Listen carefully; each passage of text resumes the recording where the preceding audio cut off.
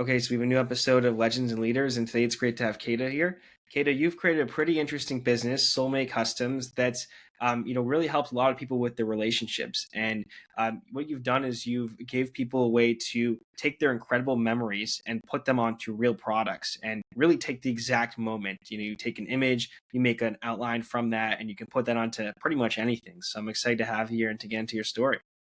Yeah, thank you so much, Ben. I'm excited to be in your podcast. Awesome. So, how did your interest in entrepreneurship begin and wanting to build a business? Like, how did that start? Was that something you always wanted to do? Yeah, I mean, I grew up with my parents being in business my entire life. So that was my entire childhood, seeing how they were managing all of their staff and team members. They had they had chain stores in Europe, particularly in Albania. So Mm, I grew up in their factory and seeing them do training with their staff and seeing them kind of just manage everything and build a business from scratch. And I never ever thought I would get into entrepreneurship. I used to be in the entertainment industry my entire life, so singing, acting, and all of that. But then COVID hit, and we moved to America as well. And then auditions like stopped going on, and then I started kind of building these like Depop and Etsy stores. And then the idea with Soulmate Customs came on, and that was really the start of entrepreneurship for me. how did the specific idea form? Like, what led to the specific idea? So I was actually looking for a gift for my mom's birthday, and I just literally could not find anything that was like genuine enough for my mom. And I kept Mm, on searching and searching. And after a while, I thought to myself, what if I just like DIY something from scratch myself? And I thought of the idea to take a picture of me and my mom, turn it into outlined art, and then embroider it onto a like hoodie or a sweatshirt. I did it. I always say this, but I literally never thought much of it. I never thought anything of it. And then I gave it to my mom, and almost immediately after, she says, "Oh my gosh, this is the most special thing I've ever received." And then right after that, she says, "We should start a business out of this. This is absolutely genius." And that's when history for our lives was created. mhm. Wow. I mean, there are like other like custom kind of engraving things, but I feel like what's so unique here is like you make it like more practical. And like, you get these kind of items that like maybe you never even use or you just stick somewhere. Like you're focused on putting this on shirts. I'm putting this on something like that can be on a keychain and just making it really part of your life, which I really love about this. So what was getting started like? I mean, was that just, hey, let's build up a website and offer this to people and see if they're interested? How'd you get the word out there? That's pretty much how it was. So, first things first, we built a website on Shopify. I built it myself, super easy and quick with just YouTube tutorials, and that's it. And then I came up with a name. I remember I was sitting with my mom, my brother, and my dad actually, because I was like, I need some help with a name. And then I came up actually myself with the name Soulmate Customs because I believe that number one, soulmate is not just like a loved one, not just a like romantic relationship necessarily, but it can also be anyone that you have a really close connection with. And then customs because we're a custom business. And I came up with a name, and then I started making designs of like famous people like the Kardashians, and then I built a TikTok account, an Instagram account, and I started showcasing those. And after about 4 days, I get my first ever order, and that's when I decided I was so excited to get my first order. So I texted the customer, I got her information, and I started filming a video making her order. And it was kind of like an emotional video saying, "Oh my gosh, guys, I can't believe it! I just got my first order in my small business." And I posted that, and that after 30 minutes started getting likes and likes and likes and comments and comments and comments, and then sales and sales and sales. And we were able to make, I think it was around I think it was around like 3,000, 4,000 orders, and it was just insanity. Like it was the best time of my life that I'll never forget ever. So you just decide I'm going to post this that we got an order, and then that got you all these other orders. That's so That cool. was literally what gave us so much momentum. It was Mhm. crazy. So how did you figure out how to use social media well for your brand? Because like I think you've been really smart with it, and you've got a great presence now. Like what were some of the early things you were thinking about from like a content side that have like built this foundation? That's a great question. I think everything in life kind of goes together. For example, I was in entertainment industry, right? So singing and acting. By singing and acting, that made me become very open and very social with people. And also, I had, my social media accounts that I would promote, me singing and acting and doing all of those. So kind of getting used to that, right? But also the fact that I'm Gen Z, and it's just like what our age does, right? And then when I was dealing with Etsy and Depop shops, I realized that if I'm posting and I'm promoting what I'm selling that are obviously my own clothes, if I post on TikTok, people are literally going to go to the platform and there's going to be more viewers. So I realized that it's literally free advertisements if you're posting in these social media platforms. And then going on to Soulmate Customs, I realized that it's one of the most important thing.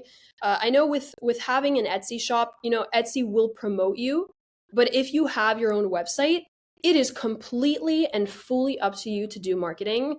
There's Mhm. nobody who will do it for you, right?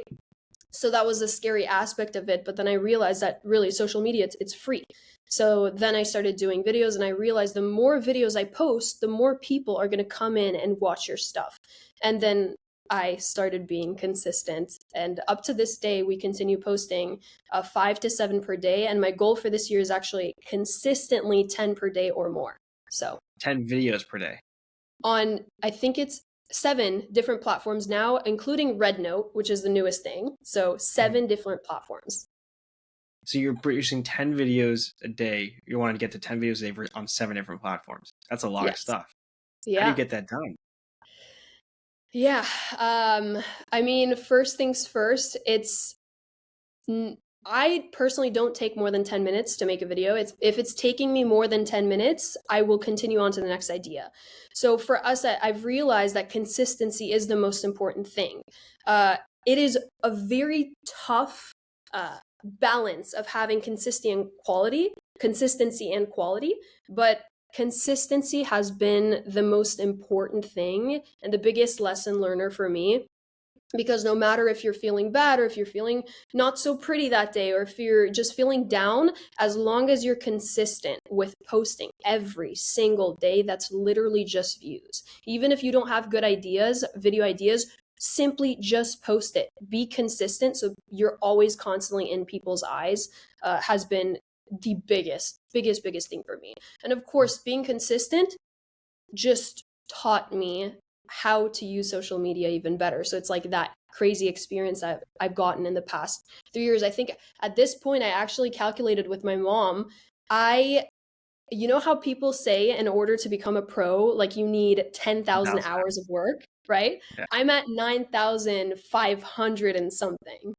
Yeah. So if we calculate from the moment Soulmate Customs was born up until now, an average of around there. So I think I'm almost a pro, even though definitely not. There's so much to learn, but yeah. Wow. So you really put the 10,000 hours in, and it's worked, which is cool. Yeah. Yeah, thankfully. Mhm. So what is like, I mean, just kind of staying relevant on social media, like how have you figured that out over the years? Because like you've had to change, I'm sure, your strategies at different points in time, but like how do you like how do you view trends, like taking advantage of trends and and tying that into your brand? Staying relevant is definitely a difficult one. You have to constantly be on TikTok all of the time. And it gets very demotivating when number one, you're doing the same thing 24 hours of the day. And number two, there's big ups and then huge downs and then back up huge and then back down. You're going to go viral for 3 months and then you're going to have nobody there. And you're going to have people commenting saying, this girly flopped. Like I just got a comment like a month ago from a girl actually saying that. But I know that it's just seasons in your business that's going to happen, right? So I think that's been a big one. Mhm. And really, like most of these sales you're getting are from social media at this point. Yes, yes. We did That's start paid advertising, but for the first year in business, we hit 7 figures and only 11 months actually. 7 figures with absolutely no ad spend at all. It's wow. purely been organic. Yeah. How do you like figure out what are the right products to stock? Like, because you can kind of put in this design, whatever the design is on kind of anything. How do you figure out what are the best ones to keep, and then also what new ones maybe you want to include? I think you should know your audience very well, right? So Mhm. with us, we know that most of our audience is Gen Z. We do have a lot of, the Facebook moms because they love putting these like personalized stuff and gifting such cute gifts, but a lot of our audience is Gen Z. So I really see from mostly whatever I like that I think could be like a crazy cool idea, I put in the same thing. It's mostly girls that are my age because I guess the audience, people see me doing all of these videos, so they're more inclined to like connect with me when it's a girl in her 20s, right? So that's the majority of our audience. So I see, okay, what speaks to me mostly can also speak to most people, and that's been working for us so far. But of course there's been moments that I've been wrong. Like one of our tag necklaces, so it's like a type of necklace, it's like a rectangle, and I never thought it would do well. My mom was like, put it out because you never know, it's a different shape. I'm like, I don't really like it. I put it out. I didn't really promote it, but people were ordering, even though I wasn't posting videos with it. And then I started posting videos with it. And it is now, I think, our third bestseller. And it's Wow. continuously because it's girls my age, right, that are around my age that are purchasing for their boyfriends. I do not have one, nor have I ever had one, so I wouldn't know that girls my age would be, wanting something like that. So that's like one thing that it's not always, you're not always going to be correct about things, so you have to be very open minded. Hmm. That's pretty interesting how because it's become a top seller too. Not even just like had some success, like it's Oh, a yeah. top selling item. It's crazy. It is crazy. Hmm. So how does like the whole process work? Like somebody comes in and they want, they want to take this memory and put it into something. Like how hands-on are you generally with people? Like, because I'm sure there's some special orders you've gotten, but how does the process just work from your end? Like I know how it does on the site, but for you guys to get this made. Yeah, so customers place their orders, and then immediately once a person orders, it gets assigned to one of our artists. And then once the artist draws the order, then it gets sent to our group chat, which are digitizer. A digitizer is basically a person that will take that file, that art, and they will put it into like a computerized form that will be readable, or like, I don't know the correct word, but like readable, right? That our Okay. embroider machines can read it, or our engraving machines can read it. And then once that happens, we take it into hooping or like to preparing the order. And then we put them either in the engraving machines or the embroider machines, or the lamp machines as well. And then we start making them. After we make them, they get put into bins. Those bins are always usually checked by me unless we have a really, really large influx in orders where I can't take it, or me or one of our social media team members. And then if I like them, I'll put them aside. If I don't, I'll put them to packaging. I like them. I mean, like if I think of something that's cool for a video, then I'll put them aside because obviously all of them are beautiful. But and then they get packaged and shipped out. Hmm. And like, I mean, you mentioned if it's too intense, like how have you got handled when it gets like really busy? How do I handle it? You said. Yeah, when it gets really busy. Well, I mean, we make sure that we always make sure that we have staff on hand. Of course, our business is very seasonal based, and we try our best to combat that because we are, a gifting business, so it is very seasonal. But we have team members. We have 3 years in business now, so we have team members that are on call whenever we do have crazy seasonality, whether that's our artists or whether that's the people who package or produce. So that's one of the biggest things, that we have to have people on call at any time if we have either a spark of virality or just a time where there's something happening like Valentine's Day, Christmas, or things like that. Hmm. And you're doing this all in your 20s. Yes, I'm about to turn 23 in 1 month, actually, in February 2nd. Wow, Yeah. in the young 20s too. Yeah. And like, have you felt like, I mean, because this is, I mean, you're managing a lot of orders and things. Like, how have you built up the confidence, or have you just always had this confidence about you that you can do this? I definitely have not always had the confidence. I always say this, but one of the biggest insecurities has been when I was first hiring people, because at first we needed people who would package and people who would, embroider, and it was usually people who were older than me, much, much older than me. So I would always be insecure because I would never know how to speak or like give directions to someone because I'm so young and I don't want anyone feeling bad because there's someone way younger than them that's like telling them to do something. So I think with I guess experience, uh, I realized that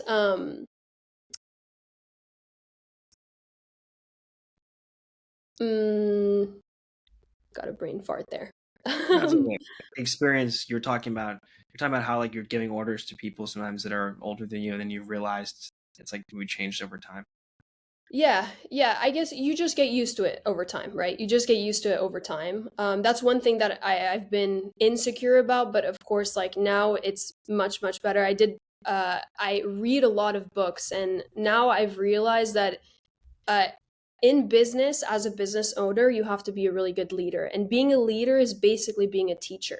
So you can't build a business alone. You have to delegate a lot of things if you actually want to grow. You need people. And that's been one of the toughest things.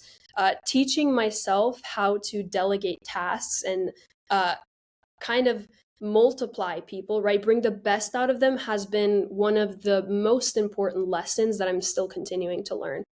So Mhm, that's a really big one on like being insecure, but I've never been always confident. It's always the experience that gives you confidence. mhm. Yeah, it's good you recognize that, and then you've also like I'm sure you've built a lot better relationships now with people, and like you know how to hire and you know how to communicate to people. You've learned all over time.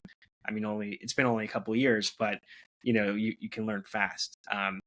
And I mean, just like what's like your vision today for everything? I mean, Soulmate Customs, you've done a lot in the last couple of years to get to where you are today. It's definitely impressive. Where do you see the vision going now? Like, what are your goals? What do you want to accomplish? You know, overall. Of course, keep on growing. We want to reach as many people as we possibly can because I think we have a really, really genuine and like unique business idea. And the amount of customers that reach out back to us saying how much these products mean to them or their orders mean to them is crazy. Uh, it actually genuinely means the world. I see people crying because they have their loved one who passed away on a hoodie, and so many super, super cool stories. So I think growth, continuing to grow, is one of our biggest things that we're continuing to. But of course, growing while also being careful because there's a lot of aspects of the business that are scary. Especially with like seasonality and everything, there's so much to combat to have your business continually be successful because it's not always rainbows and sunshines. A lot of times there's going to be times that you're just like stressed and you are so ready to just give it all up. I think that's one thing that people don't really see a downside in a business. It takes so much of a toll on you mentally, but I'm super grateful for it because it makes you very kind of strong in a way. It's that mental toughness that it builds you. So I try to remind myself all the time for that. I'm sure also like your mom has been very helpful too. Like you have a support system there. Oh, I'm incredibly, incredibly blessed. I would never have been able to do this without my parents. Like they've had their expertise, and I'm so incredibly grateful to have had their guidance throughout this entire time. I genuinely feel incredibly blessed, and I know that I would not have gone so far so quickly without them. So I always, Mm, always, always am so appreciative of them. that's awesome. How do you view like the retail side of things? Like getting in like is that a space that you even want to get into and like have a retail presence and and this make this something that's like a chain of stores, or is this really mostly going to be focused online? I mean, I've thought of it. I've thought of it along with my family, and as much as it's a super cool idea, it is a little difficult because of the fact that we're fully personalized. But maybe in the future, you never know. Pop-up shots, since we have so many supporters, I would just love to meet our supporters in person and make gifts for them in person, maybe with pop-ups. But we'll see. You never know. Never say no. Yeah, definitely could happen. And I mean, you've established enough of an audience now that I mean, there'd probably be some interest for sure. Um, just the last question that I have, I think you're based. We're both based in a similar area. Do you think like Boca Raton in general has been like helpful to you to getting the start? Has it been a good place to build? And why would you say it has if it has been? I genuinely think it's been incredible. I came from LA before I moved to Boca, and being in a big city with a lot of people, there's so many distractions. And I think it's crazy because some people know about this story, but what made me move to Boca is when I came here to just scout around the area because I had a family member that moved here. I kept on seeing the number 555. And I'm not a numbers girl. I'm not like one of those girls that's like, oh, I'm seeing angel numbers and stuff like that. But I kept on seeing the number 555. And then one day I saw it right in front of my eyes in a building that said 555, huge. And I just like, I was in the car with my family and I gasped and I'm like, no, this has got to be a sign. I'm seeing it everywhere for the past week. And then I go and I search it up, and it says that you're about to make a really important decision in your life that might be moving, or something along those lines. Make that move because your angels are guiding you towards that. And I'm like, I don't usually believe in that, but the fact that I saw that message and it's exactly what I'm in the middle of, thinking about is crazy. So then that exact moment, I told my parents and my brother who was in the car, guys, I think we need to move. And honestly, it's been incredible. Like, there's no distractions, which is the best thing because I think for building a business, you shouldn't have any distractions.